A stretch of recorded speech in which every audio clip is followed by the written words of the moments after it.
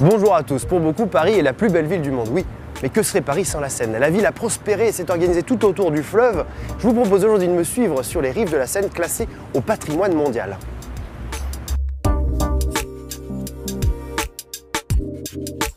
Bonjour Laurence, vous exercez un métier très particulier, vous n'êtes que 240 en France, vous êtes l'une des fameuses bouquinistes à Paris. Pourquoi y a-t-il des bouquinistes sur les bords de Seine?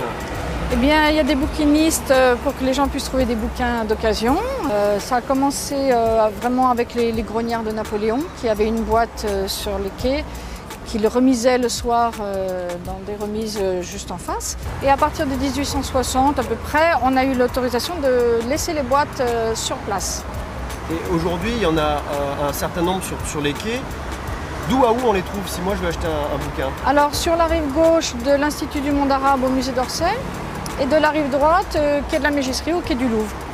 Paris compte pas moins de 37 ponts et Magali, notre guide, nous attend pour en parler tout de suite. Bonjour Magali, Bonjour. Tu es historienne et via ton site internet tu proposes des balades à Paris. Aujourd'hui on s'intéresse aux ponts. Oui, les ponts sont des ouvrages d'art très riches en histoire. Nous allons les évoquer. On tue. Le Pont des Arts est un lien entre deux lieux d'art. D'un côté, l'Institut, de l'autre, le Louvre. Et c'est le premier pont métallique de Paris, commandé par Napoléon Ier. Il a eu un succès fou du fait de la vue sur la Seine. 64 000 visiteurs lors de l'inauguration. Ah oui, quand même. Magali, juste derrière nous, c'est le fameux Pont Neuf. Oui, c'est le plus ancien pont de Paris aujourd'hui. Donc à l'époque, c'était vraiment le pont moderne qui allait d'une rive à l'autre, construit sans maison. Donc les Parisiens s'y rassemblaient comme sur une place. On y trouvait des filous, des charlatans, des arracheurs de dents, des vendeurs d'onguents. C'était très très vivant. Maintenant, on s'installe confortablement pour admirer les monuments parisiens sous un angle unique.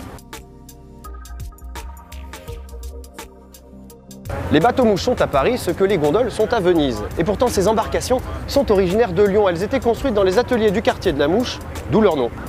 Au départ, ils servaient au transport de marchandises jusqu'à ce que Jean Bruel, le fondateur de la compagnie des bateaux-mouches, ait l'excellente idée de proposer des promenades touristiques sur la Seine. Il n'y a pas que des bateaux-mouches et des péniches sur la Seine. Moi, par exemple, j'y ai croisé une véritable jonque chinoise. Que fait-elle là, me direz-vous? Eh bien, c'est ce qu'on va voir tout de suite. Amarrée au pied de la BNF, la Dame de Canton, anciennement appelée la Guinguette Pirate, est un lieu magique dédié à la musique, à la fête et à l'évasion. Sa terrasse, la Paillote by Emmanuel, vous fait oublier que vous êtes à Paris, tout simplement.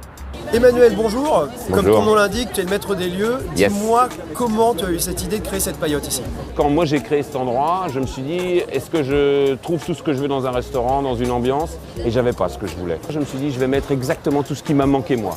Donc de la convivialité, du sourire, grâce à des grandes tables, parce que les tables font 12 mètres de long, avec des bancs, et chacun s'installe où il veut. Et grâce à ça, il y a des gens qui sont venus ici et qui sont repartis en se disant, ah ben on se connaissait pas, maintenant on est un grand groupe de 20, on va se donner rendez-vous un mois plus tard au même endroit, on va pas prendre nos portables, on se retrouve ici. Et ça c'est vraiment le plus beau cadeau que je pouvais avoir quand on m'a demandé tout d'un coup de créer quelque chose au bord de l'eau, dans un endroit atypique à Paris. De pouvoir savoir qu'il y a des gens qui vont ressortir d'ici avec cette banane grâce au fait d'être venus à la Paillote, ça c'est mon bonheur. C'est là que je sens que j'ai réussi. Voilà. Vous avez compris, la Paillote c'est open. Venez partager, je suis prêt. Eh bien voilà de quoi vous inspirer pour votre prochaine virée dans la capitale. Quant à moi, je suis obligé de vous laisser. Il y a Claudia et Naomi qui m'attendent au bar. Mais je vous dis à très bientôt sur voyagesncf.com.